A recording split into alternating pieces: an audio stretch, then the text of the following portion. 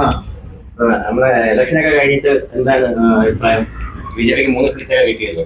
വളരെ നല്ല അഭിപ്രായമാണ്. ഇതൊരു തുടക്കം മാത്രമാണ്.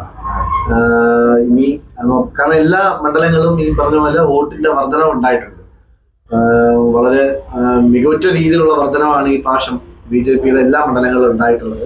അപ്പൊ തീർച്ചയായിട്ടും അത് ഇനി അടുത്ത തെരഞ്ഞെടുപ്പോടുകൂടി ഈ 3 എന്നുള്ളത് 2 അക്ക സംഖ്യത്തിലേക്ക് കടക്കുമെന്നുള്ളത് നിഷ്പ്രയാസം പറയാം. കാരണം ഇനി വരുന്ന കാലം ഭാരതീയ ജനതാ പാർട്ടിയുടെ കാലം കൂടിയാണ്. അപ്പൊ തീർച്ചയായിട്ടും ഞാനിപ്പം മത്സരിച്ച മണ്ഡലത്തിൽ നിന്ന് പ്രവർത്തിക്കുന്നുണ്ട്.